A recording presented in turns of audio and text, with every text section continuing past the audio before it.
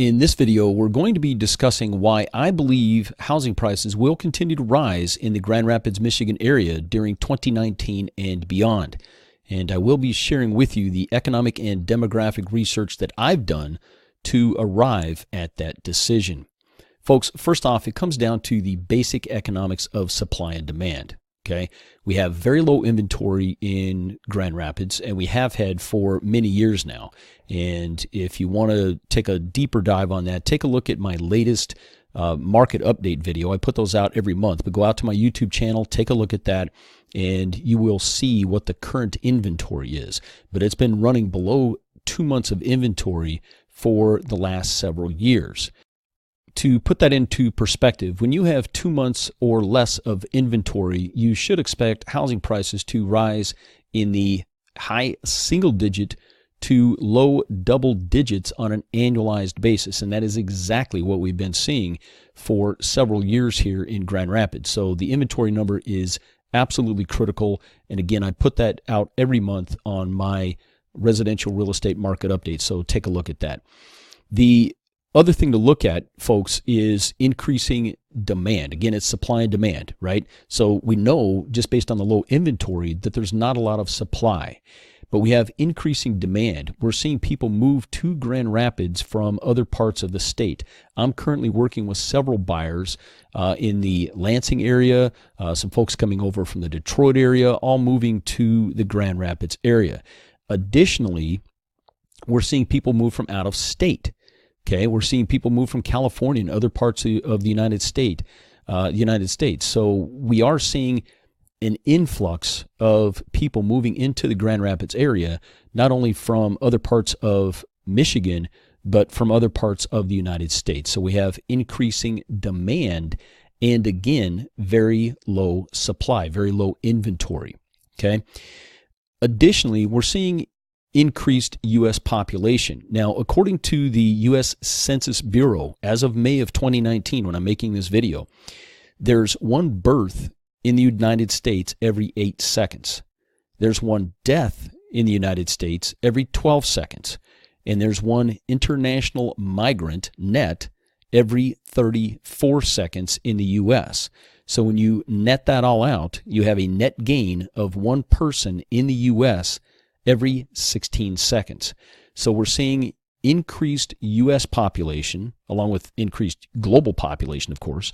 So there's about 7.6 billion people on the planet now in 2019. When I was born, and I'm not that old, but when I was born in 1962, there was about 3 billion people on the planet. In my lifetime, folks, in my lifetime, the world population has more than doubled. We haven't created any more land. And the argument could be made that there's actually less land available to build on. And what I mean by that is every time, for right or wrong, right, every time the government or any government around the world sets aside a green belt or, makes land sacred for whatever reason, you can't build on it, that shrinks the available supply of land. Every time we pave over something, we build a highway. You can't put a house on a highway. So every time you pave over a piece of property for a highway, for a road, for whatever reason, you build a building, that land is now no longer available for a house. Okay, so we have a shrinking supply of land. We have increased demand just because of U.S. and global population growth. All right. So, folks, when you look at it, this is why real estate has been a great way for a lot of people to build wealth in their lifetime, because you have these incredible economics of supply and demand working in your favor. People have to live somewhere. And when you have double the amount of people in 50 plus years in the world, you have no more land, and actually probably less land, right, when you really look at the economics of it, than we had 50 years ago. And that's not going to stop. The demographers estimate that there will be, by 2050, and folks, that's 30 years from now, okay? It's not that long from now, that there's estimated to be 9.5 to 10 billion people on the planet. We're currently at 7.6 billion. So we're going to continue to see the global population swell and there's no more land being created. All right. So the simple supply and demand says housing prices probably have to continue to go up.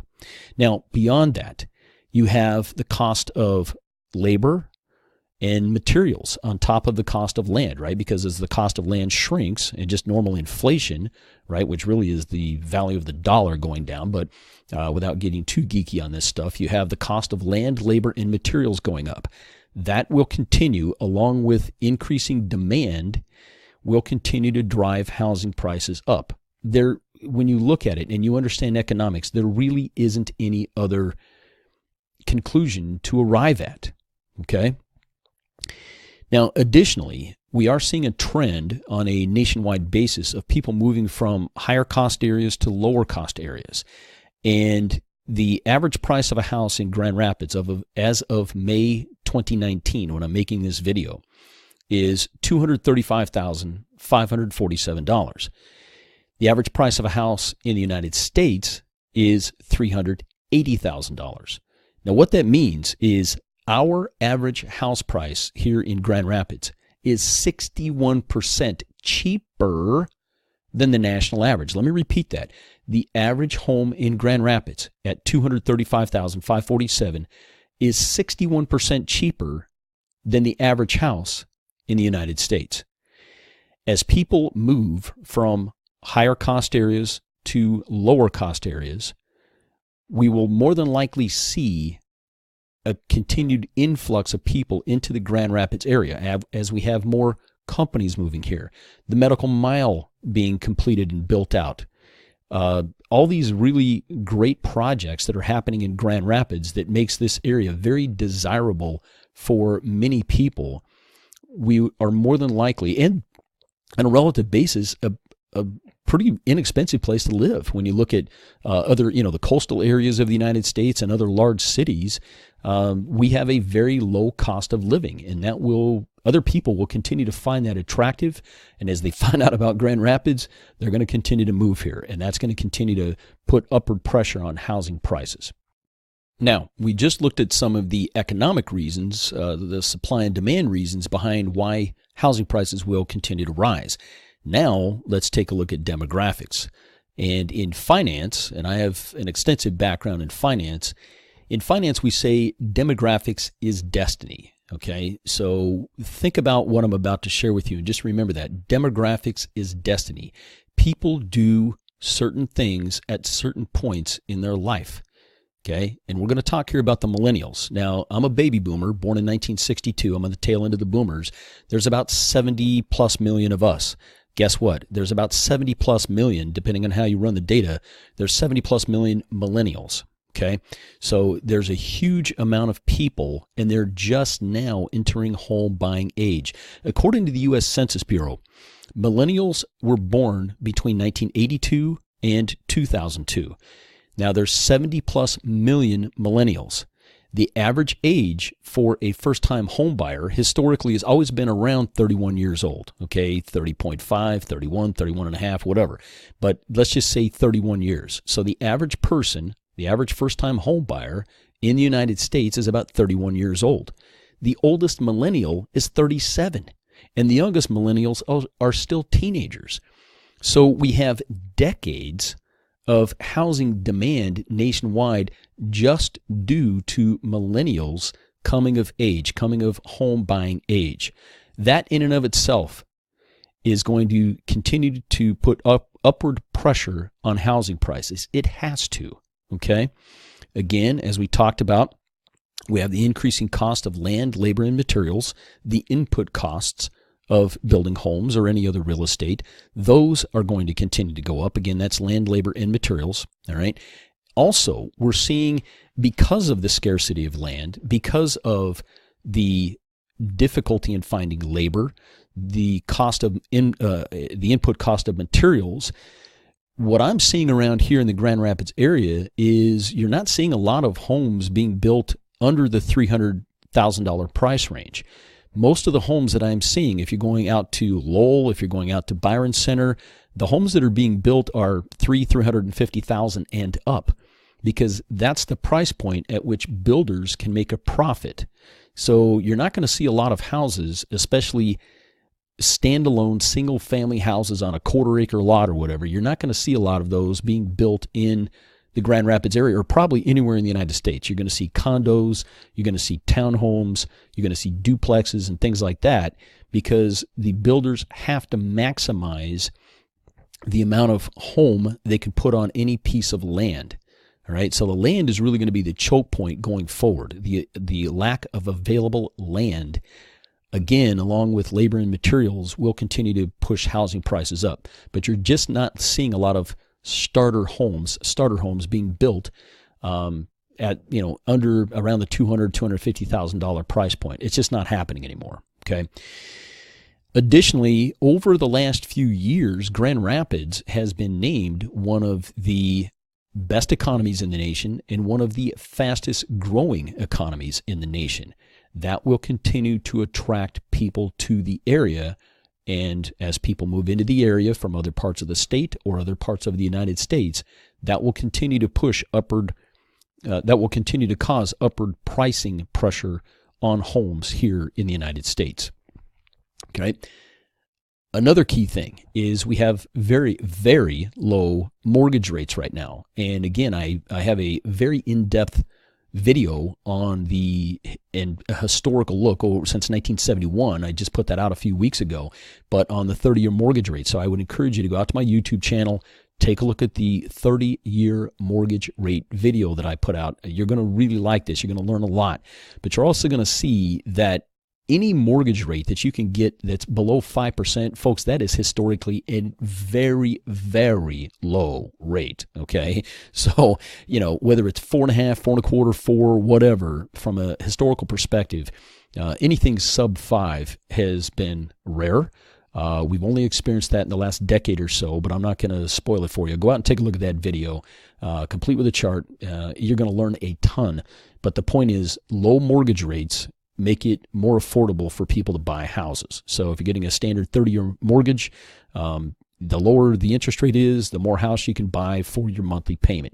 And with mortgage rates being really low right now, that will also allow housing prices to continue to rise as more people can afford a more expensive house because they're buying a monthly payment. Hopefully that made sense. All in, folks, there isn't really another decision to come to, whether it's Grand Rapids or across the United States, but especially here in Grand Rapids, because we do have a great place to live. We have a low cost of living right now. Yes, we've seen housing prices rise pretty dramatically over the last few years, but I hope now that you've taken a deeper dive on the demographics and the economics behind what's happening in the housing market and what causes housing prices to rise, you understand why we've seen these high single-digit, low double-digit numbers year after year after year. And the fact is, it is probably sustainable for a while. As long as we have inventory numbers that are below 2, the research, the historical numbers support the fact that when inventory is below 2 months, and we're about 1.4 months right now, housing prices generally rise in the high single digits to low double digits, okay?